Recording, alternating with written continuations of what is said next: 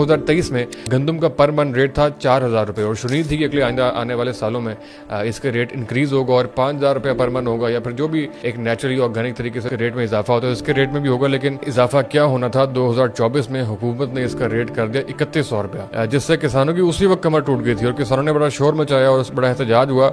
और उसके बाद बहुत से जमींदारों ने, किसानों ने फसल ना लगाने का फैसला किया। गुज़िश्ता साल किसान इस बात पे आमादा नहीं थे कि हम फसल लगाएंगे। हुकूमत ने उसके जवाब में एक बहुत बड़ी कैंपेन चलाई और मैडम सीएम की जानिब से यकीन दहानियां करवाई गई कि आप फसल लगाएं, हम आपको बिल्कुल मुनासिब रेट के ऊपर आपकी फसल लेंगे, मुनासिब निर्ख के ऊपर आपसे हम गंदम खरीदेंगे और आपको नुकसान नहीं होने देंगे। ये मैडम सीएम के अल्फाज हैं। वीट उगाते हैं, गंदम उगाते हैं, मैं उनको मैसेज देना चाहती हूँ कि इंशाअल्लाह ताला मैं आपको नुकसान नहीं होने दूंगी, आप फायदे में रहेंगे, आप बेधड़क होकर गंदम उगाएं। उससे वादा किया गया और बहुत सारी स्कीमें लॉन्च की गई कि आपको इनाम भी देंगे। खैर, उस कैंपेन के नतीजे में एक बड़ी तादाद मुतासर हुई, लेकिन इसके बावजूद बहुत से लोगों ने इनके वादे के ऊपर यकीन करके उन्होंने पिछले साल गंदम लगाई और तकरीबन पूरे साल की मेहनत करने के बाद 6 महीने 8 महीने उस फसल पे पहरा देने के बाद, उसको तैयार करने के बाद, अब जब वो फसल तैयार हो के पक के इस वक्त खड़ी हुई है, बिकने के लिए तैयार है, उसको मार्केट में जाके जब उसको दाम देने का वक्त आया तो हुकूमत ने किसानों की पीठ में छुरा घोंपते हुए 2200 रुपया रेट लगाया, जो कि बहुत बड़ी ज्यादती है। किसानों के जो अखराजात आए हैं उसके ऊपर वो इससे डबल है, वो इससे ज्यादा है। उन्होंने मुनाफा क्या कमाना है। और ये 2 साल से इतना संगीन मसला और बहरान हमारे तहसील हेडक्वार्टर्स में और हमारे इन तमाम इलाकों में दरपेश है और पूरे इलाकों की मईशत जो वो शदीद डिस्टर्ब है और पूरे का पूरा जो इकोसिस्टम है वो हिल के रह जाता है। उनकी तमाम तर चीजों का इन्हिसार जो है वो इस चीज के ऊपर होता है। और आप उन इलाकों के जरा चाय खानों पे और होटलों में जाके देखें, वहाँ पे रश कम हो गया, लोगों के पास जो है वो पैसे कम नहीं है और उनके पास फीसें देने के लिए पैसे नहीं है, वो फीसों का इंतजार कर रहे हैं यूनिवर्सिटियों की। वहाँ के ऊपर किसान जो है वो अपने रोजमर्रा के अखराजात को मीट करने के लिए बहुत सख्त स्ट्रगल कर रहा है। तो ये इंतहाई संगीन मसला है। समझ से बालातर है कि